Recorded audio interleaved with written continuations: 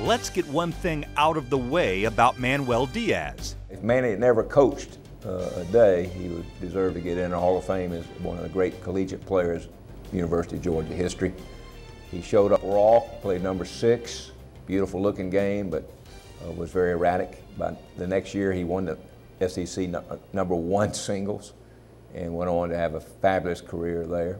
Being a young guy and being interested in Georgia, got to see him play. He was incredibly athletic, big serving, tremendous, powerful tennis player. Just move all over the court, ran forward a lot, rushed the net, and like I said, his serve was huge, and it was a lot of fun to watch play.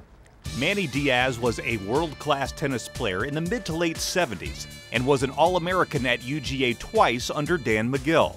And after that, things get interesting.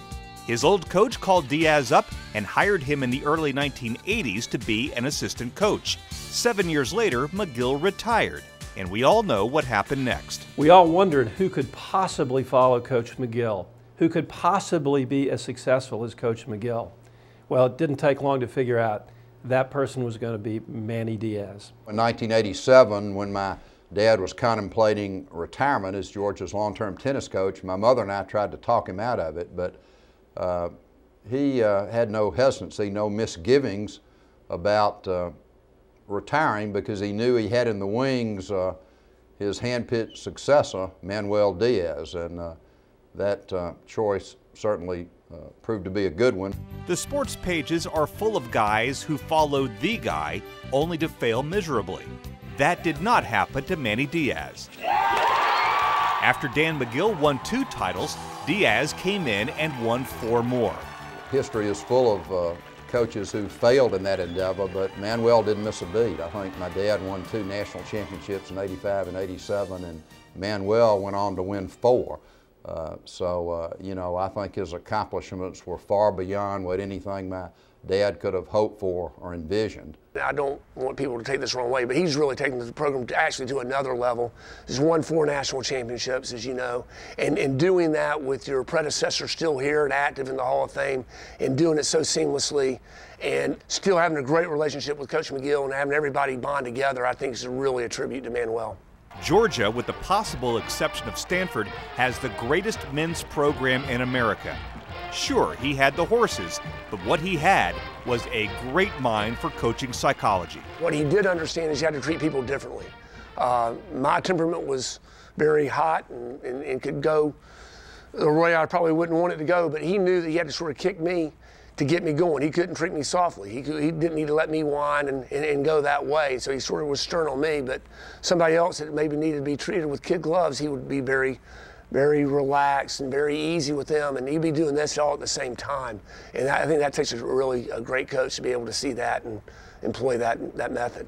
You know, that expectation he puts on you to be successful certainly makes you think a different way, and I think that's kind of the edge that we have over many other teams, is his presence and what he kind of does to get us ready to play the big matches, and his expectation in those matches I think is pretty unique about Coach Diaz.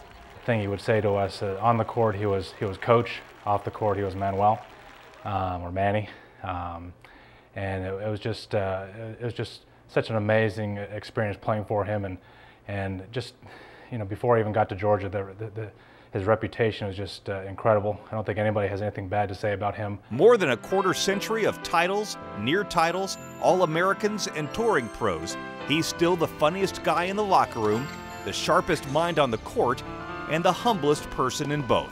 Well, you know, I always thought Manuel showed a lot of aplomb in handling Daddy's daily, usually unsolicited advice. But Manny and Daddy had a great relationship based on mutual respect. And as I said, they weren't really competitors at all. Both of them, the common goal was Georgia tennis. And if Georgia won, it really didn't matter who the coach was. I came from Canada, and you know, I was not too familiar with the state of Georgia. I'd never been to the state of Georgia before being recruited by Coach Diaz, and you know, I'm an only child, and you know, with divorced parents, and I came to Georgia, and he was like a father figure to me. He means the world to me. He is you know, such a special person to me, and I always knew when to push me to get the most out of me, but also knew when to pull back when Maybe he realized I needed more of the fatherly love, if you will, and he really just has that ability, not just with me, with all his players, to know when to push, when to pull back, and that's what separates him from a lot of coaches who just keep pushing and pushing. Manuel Diaz, a member of the Georgia Tennis Hall of Fame.